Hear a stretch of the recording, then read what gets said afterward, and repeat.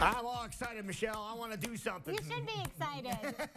It's an opportunity for us to play a little bit. We're going to get dirty this morning. here. Okay. We are going to get dirty. And what we're doing is we're talking about just, a lot of people are going to be spending a little more time at home. We're gonna, with our kids. Are going to be home. You're not going to be taking them out as much. Yeah. And not as many outings and so forth. So we're going to kind of continue to share just some fun things that you can be doing at home to play around with, different materials that you have. And, art projects, it's a great place to kind of start for people, too, and keeping kids entertained and busy. We're going to share some different art, how to make your own art supplies, some game ideas and so forth. The cool, fun ideas, spring is upon us here this week. So getting outside, there's lots of fun things we can be doing outside. You're saying that with a glimmer in your eye because all day long. I love doing kids projects, and these are fun ones. And today we're just going to talk about some ways that you can create your own art supplies.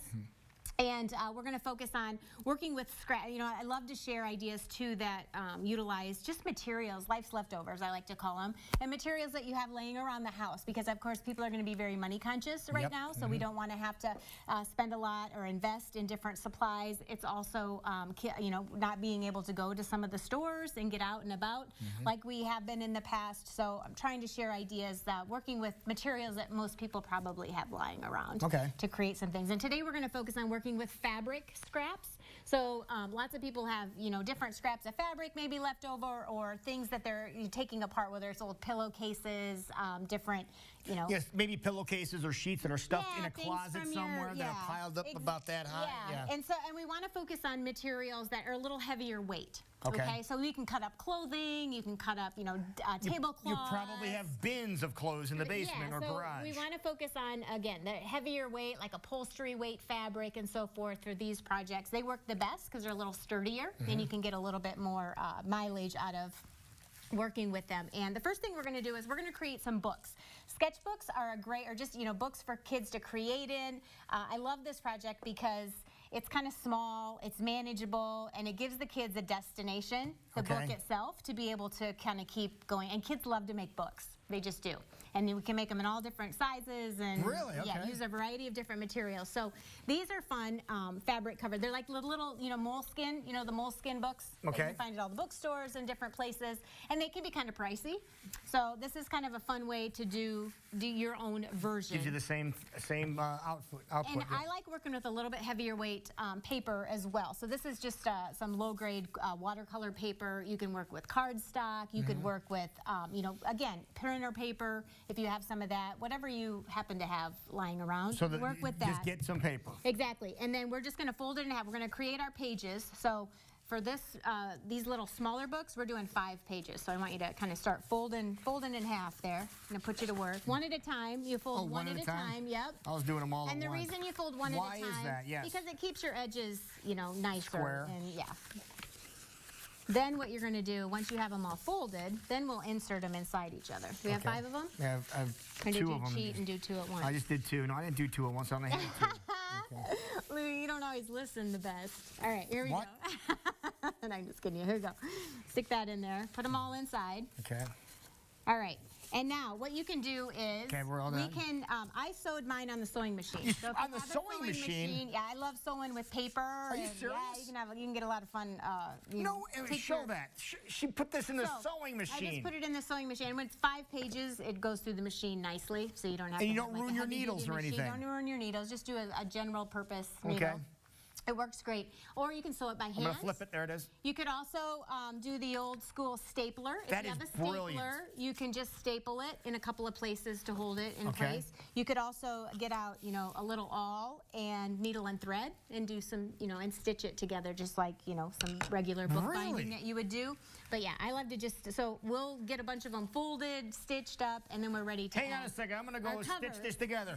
Hey, look, I have it all done. It's all done, Michelle. It's very easy. So that's one way to go about it. And then what we're going to do is we're going to create our cover. So I'm just using these fabric scraps. And these are ones that Scott Dean, our designer, gives us. But and we're working with the size that came right out of the book. And you're making it just a touch, it's just a little touch larger. Yeah, just a little bit bigger than your paper. So you can cut out your fabric to So here, I'm going to put a lid. This is just a white glue. So Elmer's glue works great if that's what you have. This is Mod Podge. I'm going to let you brush that on there. And you don't need to thin it or anything. Just put the glue on there. Put it straight on there.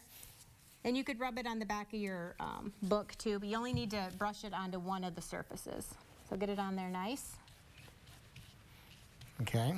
You could also use like rubber cement, paper cement, Now this is going to dry. Different adhesive. This is going to dry hard, but there's nothing wrong with that, right? No, because what you're going to do then is we're just going to set it on here.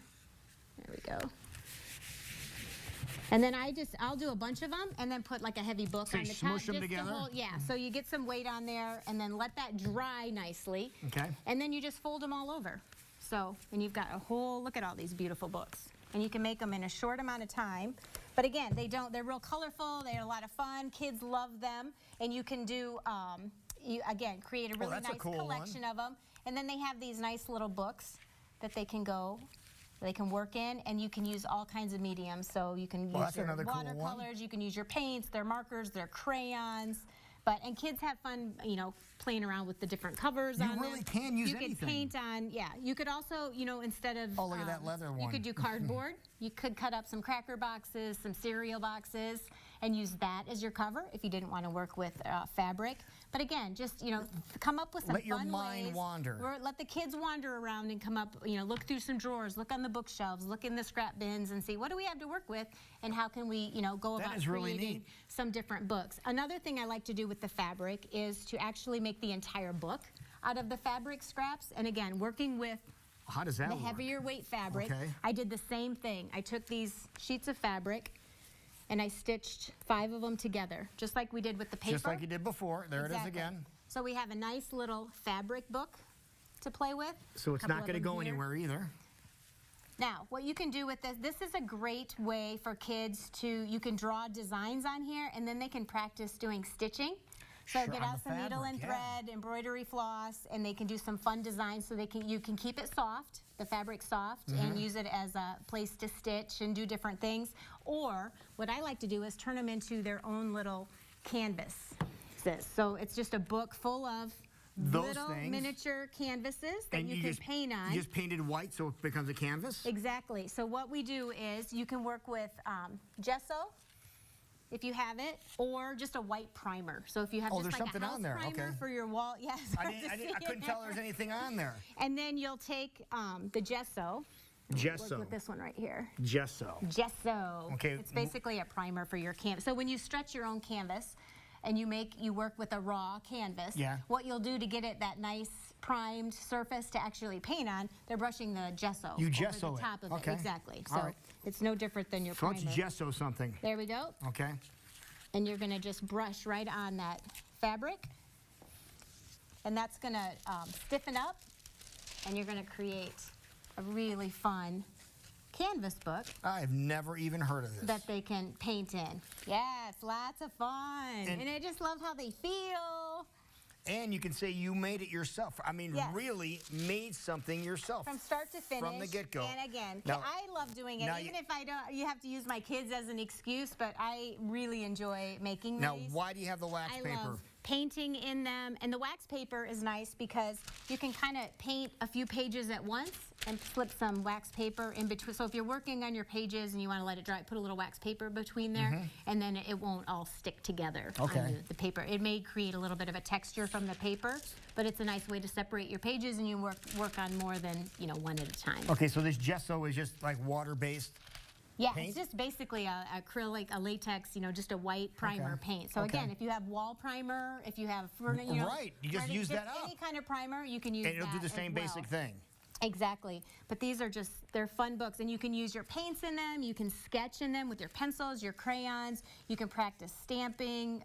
It makes it just a really nice surface to paint on. And the different fabrics that you use are going to give them different textures and designs to kind of play off of. But again, and it's small, it's manageable. If your kids are doing a lot of art projects, you're not piling up a bunch of stuff that then you have to display or work with. If you have everything inside one of these nice But little you also books. have something, you have something that you created while you're on break or whatever the case may be, and you'll be able to take this to school when kids go back into school and say, hey, look what I made. Very portable, and again, all of the you can create, panels of fabric stitched together, the different pieces that you have. You can hand sew them, put them on the machine, but just treating the material as your canvas. You're getting some color, some texture, and you're working with what you have. And just I think creative. you end up with it's a richer art experience, and you end up with a lot more interesting pieces. And don't forget, you get to use all the different type of paints that you want to on this House surface paints, as well. whatever you happen to have, pull it out, see what you can I like do the with idea if you have some leftover and I primer. think you'll surprise yourself. Head to the Restore or a place like that. See if they have some primer there really inexpensively. Yeah. Exactly. You don't have to have all of these top of the line art supplies. Just Create get your what own. you have. That's right. And join us.